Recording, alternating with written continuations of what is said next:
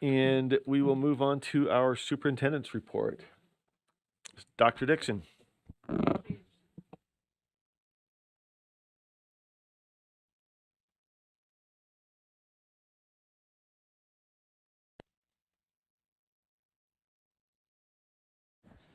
Okay, it takes four of us, clearly, to run this. All right. Thank you, board members. Good to see you on this snowy day. Leaving here at 7 p.m. last night was a very different story than coming in this morning. So just started off with a good, hopeful commute. Starting off with our Employee of the Month, Sabrina Gill, and I think she's online. There she is, my favorite part of meeting. Not that I don't love all your debate around rulemaking, but I really love to brag on our employees. Sabrina is an administrative secretary in our special education department. And we had such a fun conversation with her yesterday. So I want to highlight a few things about Sabrina. We don't always spend a lot of time highlighting people who are dependable. And Sabrina, seriously, we kind of highlight and give awards for big things. And we don't always highlight people who show up, do their work, are dependable, and create this culture and sense of we're here to serve and help. And that is Sabrina to a T. If you mention her name in our agency, she is known as someone who's just willing to lean in and help everyone. And I'll give you a specific example. So I don't know if you're aware of this, but every year the special education department sends out thousands of surveys to parents. They want to know about the kind of services their students, their children are receiving, and they want that feedback, and it helps guide the work that we do. That is a huge lift.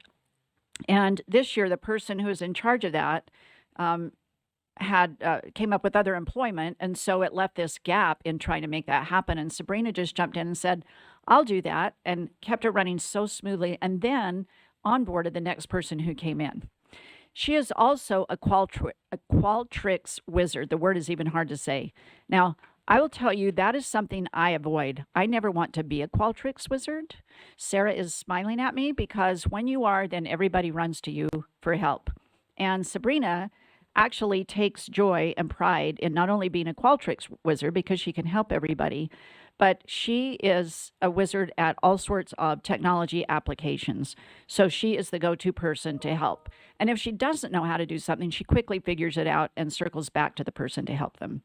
She is very beloved, not only in the special education department, but throughout the agency. Again, you mention her name, and it doesn't matter where she works. People know of her, appreciate her, and love her for her kindness, dependability, the cheerful way that she works with every parent, teacher, anybody who calls the department. She always follows through to make sure they know what has happened. So she is one of those great, dependable, lovely human beings that we admire so much and couldn't do our jobs without her. So Sabrina, congratulations.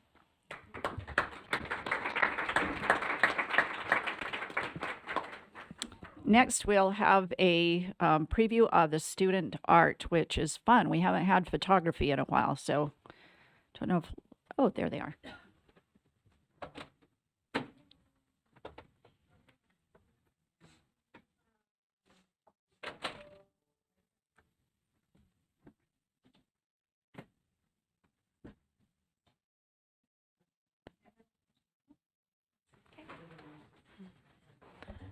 Thank you.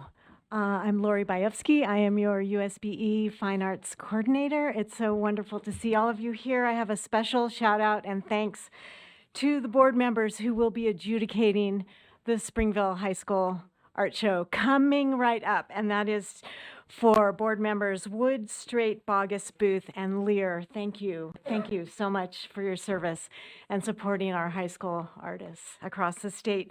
We have a very special guest today to introduce the arts installation that you're looking at on the wall. It's my honor and privilege to introduce Dr. Rebecca Penarosa. She is our Beverly Taylor Sorensen endowed chair at Westminster University. Thank you. It's a wonderful privilege to be here. Thank you, board members, for your time. And we would like to thank our partners, the Utah State Board of Education, Artworks for Kids, and the Beverly Taylor Sorensen Arts Learning Program. I am privileged to explain and to detail just in a few words this photo journal that you see across the room today.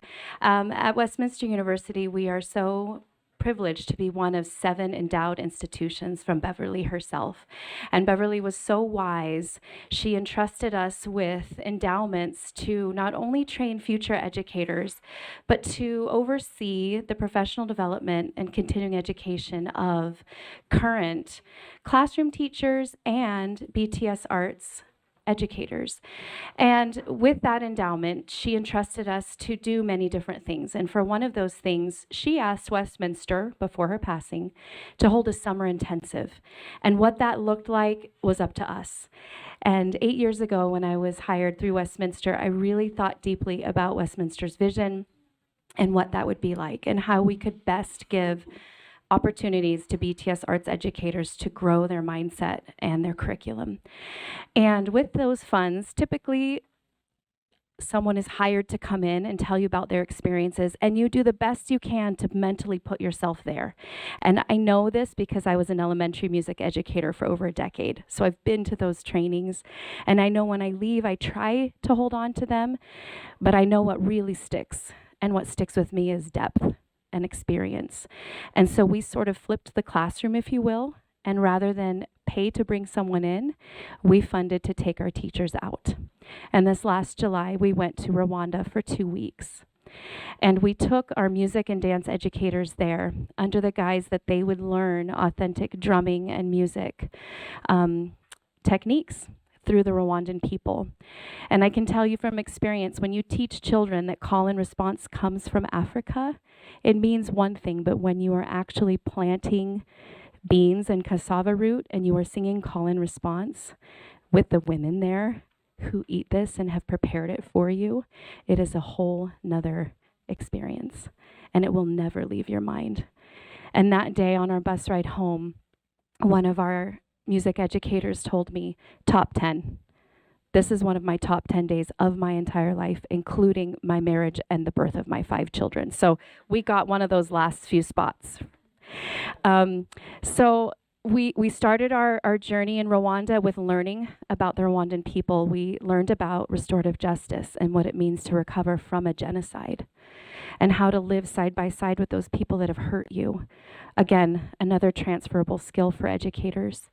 And then at the end of our trip, our educators grew their resumes by sharing a 2-day intensive conference with 67 Rwandan educators on Beverly's paradigm, arts integration. How do you marry social studies, science, math with dance and music? And how do you teach by getting the students out of their seats so that they can retain those concepts? And our workshop was well attended, 100% attendance both days, with a ripple effect that is hard to yet know exactly how many students it will reach. But every educator that went has come back and presented in their own regions of their experiences. Over 5,000 students are directly impacted by these BTS arts educators that embarked on this journey with us. Over 67,000 students impacted through coaches and over 100,000 Rwandan students. So we like to think that Beverly's reach is now international, which makes us really proud. And so I just want to thank the Sorensen Legacy Foundation for this endowment, which fully funded this experience. This experience was also a continuing education course.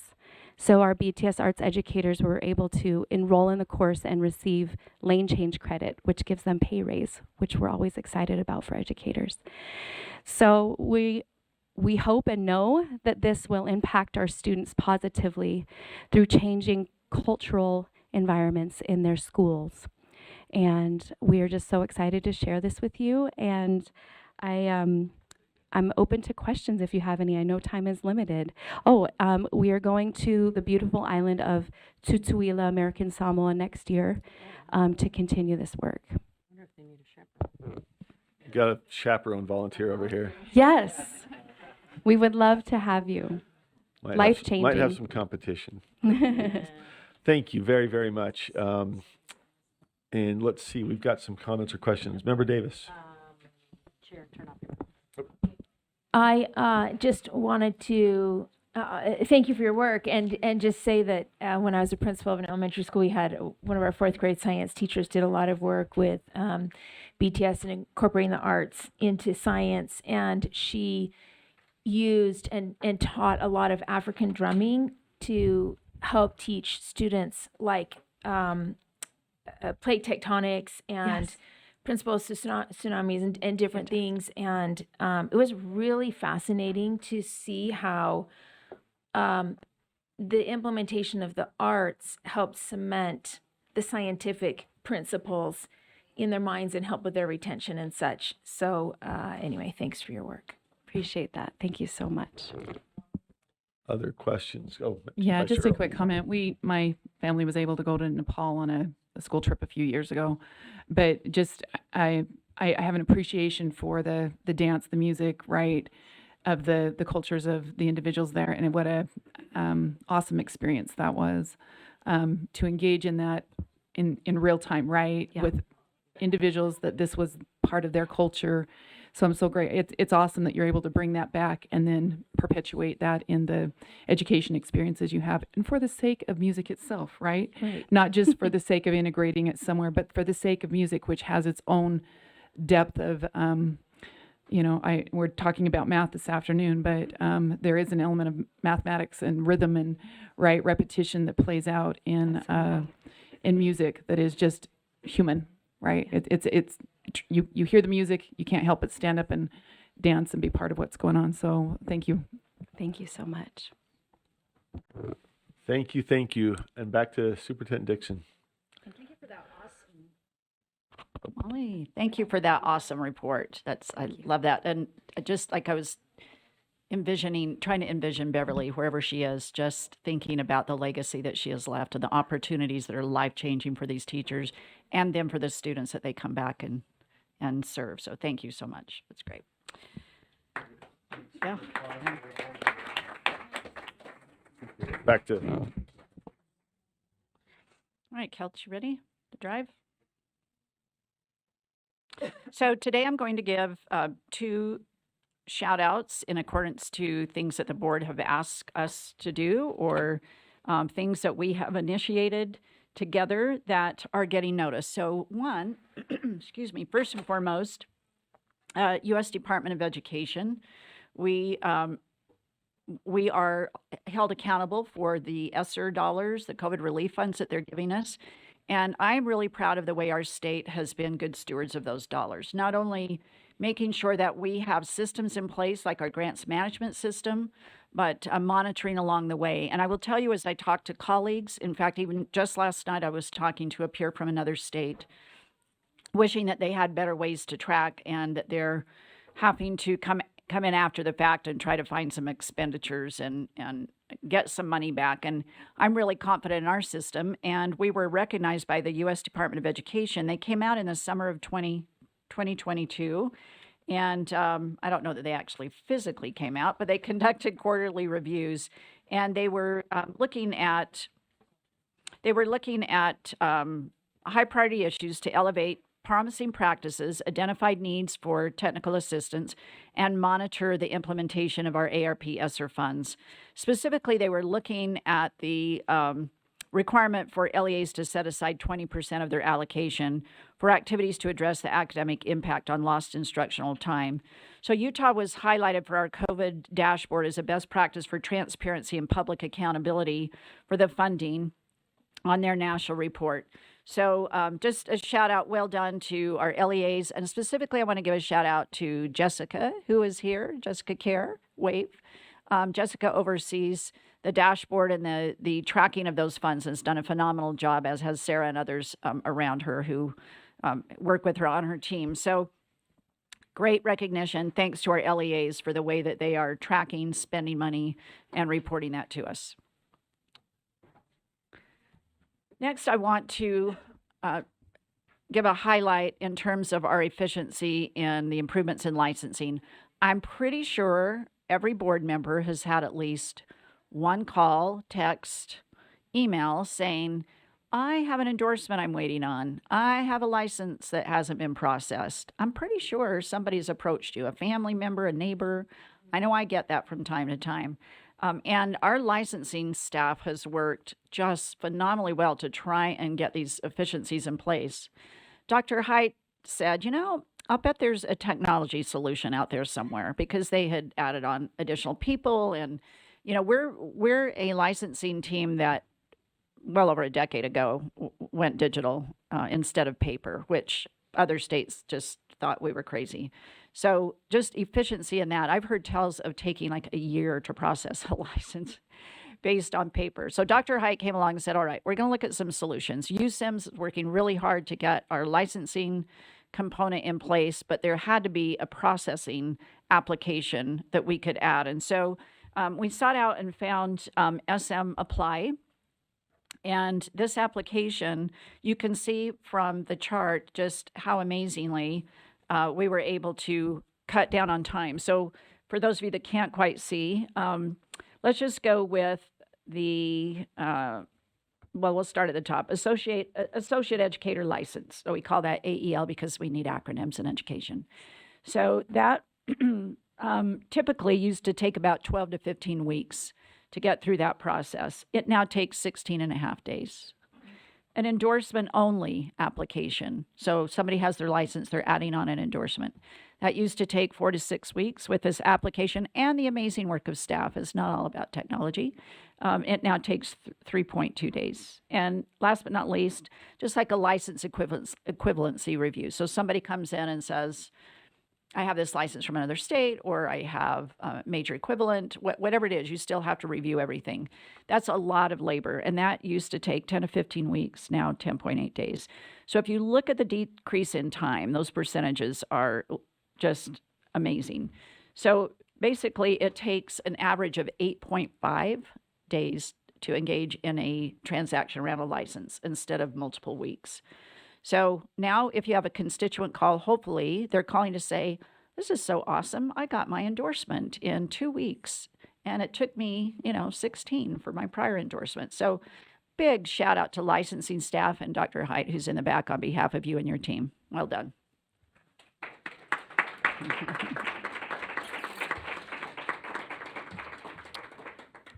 Now, one of the, somebody's, do you have a comment or question about that particular? I do. I had a comment, and it's not supposed to sound like self-important or anything, but I was fortunate enough last summer to receive a call from not just any constituent, but former Governor Mike Leavitt, who said, I have a colleague, I'm calling you, and we have mutual friends. His children grew up with mine, but I don't really know him. That's a little bit of an aside. Sounds less self-important.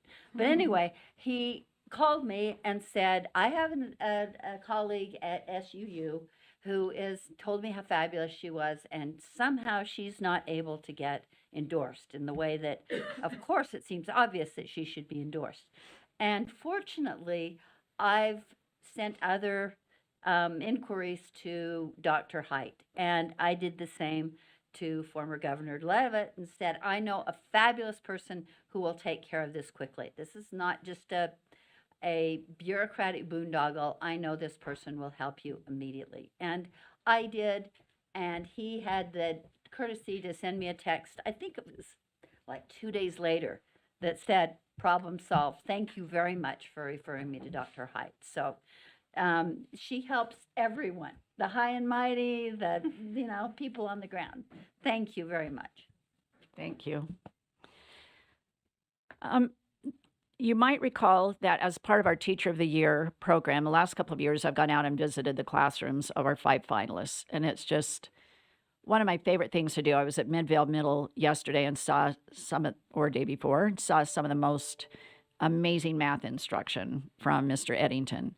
I want to report on a visit to Uinta High School to see Cammie Ellison, who is a business and marketing teacher there. She's a CTE teacher that has, as is often the case in a rural setting, multiple subjects that she teaches, but she's in CTE and primarily business and marketing. And the day we were there happened to be a lesson plan where they were talking about how do you go about creating a business? Where do you start? What's the best way to go about it? And they were researching different ways to approach it through nonprofits and for profit, and where do you get started? And so she had a student by the name of Kyler Martinson. I think he was one of her second year students. He got up and went through the process of how he filled out an LLC. They had the form in front of them. He talked about how he got started on his creating fly rods, fishing fly rods. And by the time I left, I was following him on social media and referring him to friends, because there were other kids in the class who said, you should follow him, Superintendent Dix, on social media, and you can see what he does. So a lot of the kids were really engaged in his business, but they were also excited about all of the ideas they had for their own, and really working the steps of where do you start, where you go about it. I thought, wow, it really sparked some interest in me of, if I were to start a business, what would it look like? What would I do? But now I know the steps to take. So I learned just being in the classroom that day. And what I wanted to point out is the great teaching that I see out there is the role of teacher as the facilitator, and students are doing the heavy lifting. They're doing the work, and I see that every time I go into the classroom of an excellent teacher. I also want to highlight for Uinta, it is I'm going to use the word belonging, which I love that word because we all belong. I didn't know that it could be a controversial word until today. I thought it was a safe word because we belong to communities, and we belong to parishes, and we belong to families. So when I think of belonging, and it's very intentional of creating cultures where people come and they're part of something. And that's what I witnessed at Uinta High School. So to create this kind of culture, they have adopted the motto of grit. The G stands for gratitude. So they are teaching their kids to have gratitude and be grateful. The R stands for responsible. They're teaching their kids how to be very responsible. I is for integrity, teaching kids what integrity means and how to have it, where to see models of integrity. And the T is for toughness, meaning perseverance. You can do things. Hang in there. Life can get tough, but you can overcome it. So I loved how they had defined grit, and you see it everywhere. One of the things that they do to be really clear about what that means for their kiddos, they make these big posters, and they highlight a student who is displaying gratitude. And on the poster, they talk about how the student is showing gratitude for others. Like they give exemplars. And so you'll walk into this big open space and maybe see 4 to 6 posters with the student's face, and then playing out one of those letters of the acronym GRIT. And I love that. It's modeling, teaching kids what it means to be part of a culture where they all work together to be their very best selves. When I go into a school, of course, the best source of information is always the students. And I happen to ask the students at Uinta High, I hope you've been to Uinta High. Raise your hand if you've been to Uinta High School. It's an amazing place. It's a great place to be. A culture of feedback, a lot of feedback for teachers, for students. I mean, you walk in and you really just immediately you see and feel and sense and know the culture of feedback. The other thing that I noted is that they're very clear about the things they need to work on. And I was standing in the open space talking to a group of students, and I said, what is your favorite class and why? I love that out of 6 girls standing there getting ready to go to lunch, they told me 6 completely different classes. And when I asked them why, it was anything from engaging, challenging, fun, busy, time goes by quickly, but without fail, they all talked about the teacher as part of that equation. So shout out to not only Uinta High, but those that are very strategic about how they create culture that students want to be there. They want to come, they want to do good work, and they want to accomplish things. And to me, that's the sense of belonging when I think of belonging. We heard President Reese last week, I'm losing track of time now, but I guess it was last week, give a keynote at the Utah State School Board Association, Utah School Board Association conference.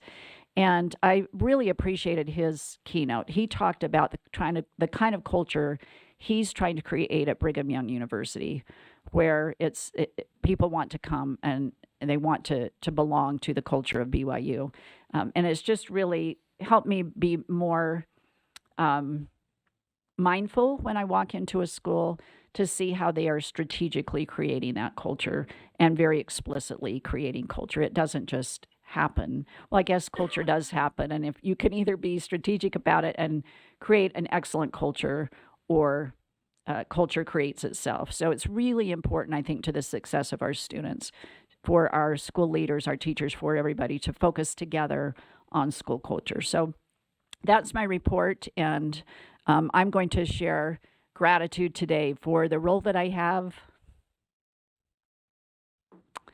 the great people that I get to work with, and the educators out in the field that make it happen, and the parents who support their students, and our teachers. Thank you so much. Thank you, Dr. Dixon.